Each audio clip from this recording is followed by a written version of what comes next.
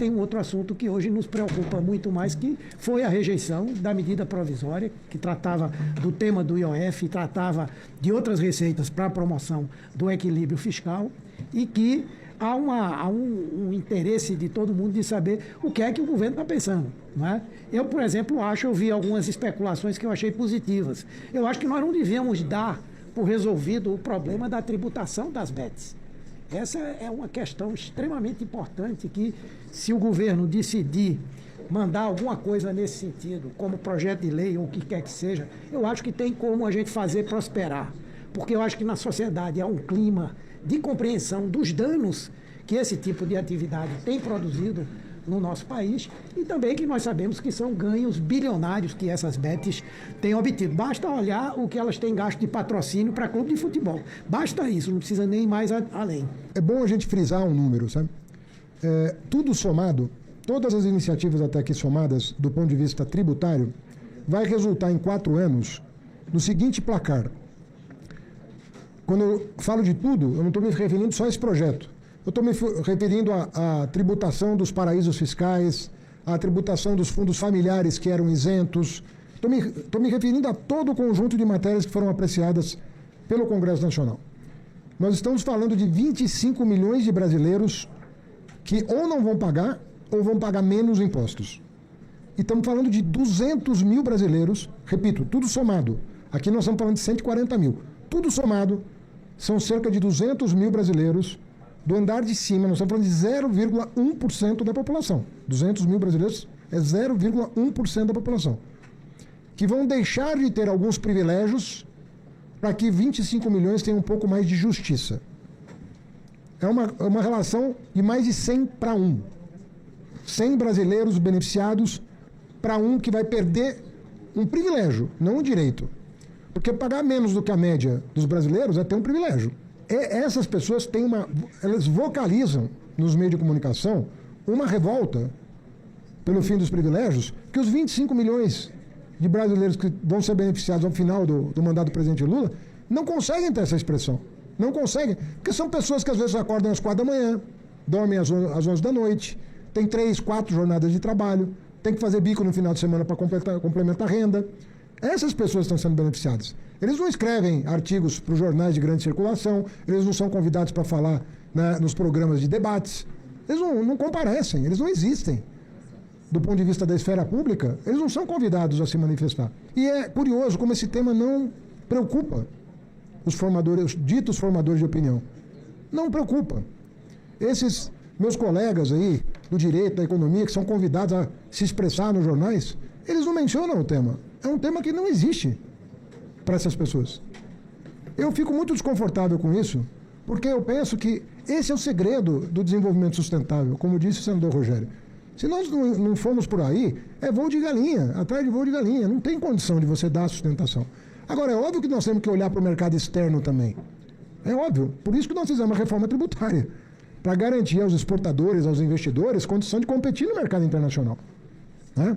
Porque sem a reforma tributária e com o fim da globalização e a adoção de práticas protecionistas mundo afora, nós vamos ter que ser cada vez mais eficientes e integrados. Por isso que nós estamos, sempre que possível, fortalecendo os nossos parceiros do Mercosul, da América do Sul.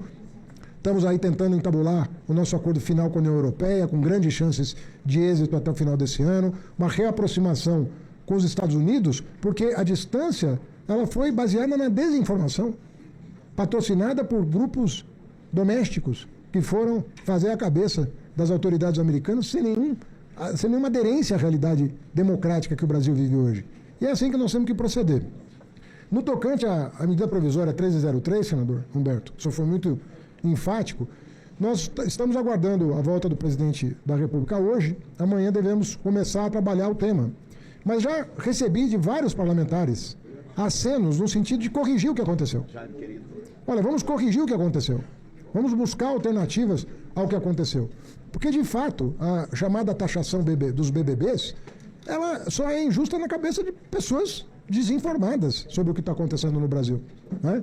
E sem querer maldizer qualquer atividade econômica que tenha amparo legal, não é disso que se trata, são atividades reguladas, mas nós temos que buscar que essas atividades correspondam, né, em relação à tributação com aquilo que é o padrão da economia brasileira. Então, do mesmo jeito, ninguém acha injusto sobretaxar cigarro. Ninguém acha injusto. Ninguém acha injusto sobretaxar bebida. E isso o senhor sabe, que o senhor é da área, foi ministro da Saúde, no mundo inteiro é assim.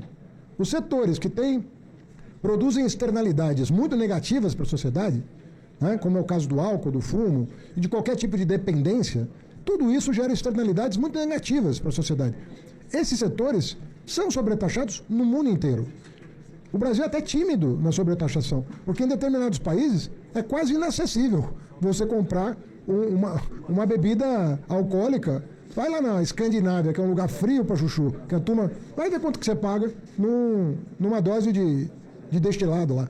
Você vai pagar caro, e vai pagar caro porque todo cidadão lá entende que essas atividades precisam ter um outro tipo de regulação.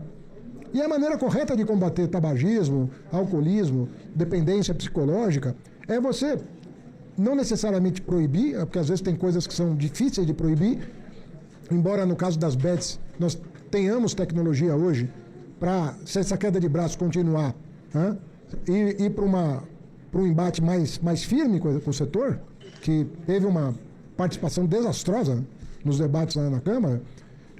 Há tecnologia para enfrentar esse tema, né, porque elas são dependentes de rede social, então nós temos condição de atuar, mas eles têm que dar uma contribuição para os efeitos colaterais, né, de um entretenimento que pode gerar dependência. Não é um entretenimento qualquer. Não é em um parque de diversão, não é em um show. Isso é um outro tipo de entretenimento que gera dependência. Então tem que ser tratado dessa maneira. Isso não é demonizar. Isso é dar um nome à coisa, sem nenhum tipo de dificuldade. Então eu acredito que vai haver, daqui para o final do ano, uma compreensão de que nós temos um orçamento encaminhado dia 31 de agosto com alguns pressupostos. E a MP 303 era um pressuposto importante. E que, vamos combinar, ela era muito justa. Inclusive no que diz respeito aos títulos isentos. Ela buscava diminuir a distância entre o que paga de imposto alguém que adquire um título público de um título incentivado. Eu vejo agora nos jornais economistas ultraconservadores defendendo a medida. Deveriam tê-lo feito antes dela caducar, porque aí nós tínhamos uma chance de usar o conhecimento dessas pessoas em proveito do país. Quiseram se manifestar depois, porque parece que é pecado elogiar uma medida de governo progressista. É pecado. Então tudo que você faz para as camadas, né, mais vulneráveis é populismo no Brasil. Virou populismo. Né? Tudo que você faz em proveito dos ricos é moderno, é uma coisa avançada. É uma inversão de valores que realmente é uma coisa que, enfim, isso é mundo afora. Não é só no Brasil que está acontecendo. Então nós temos que cuidar para voltar a fazer a economia mirar aquilo a que ela deveria se prestar, que é o bem-estar da sociedade. E não o bem-estar de alguns poucos em detrimento de quase todos.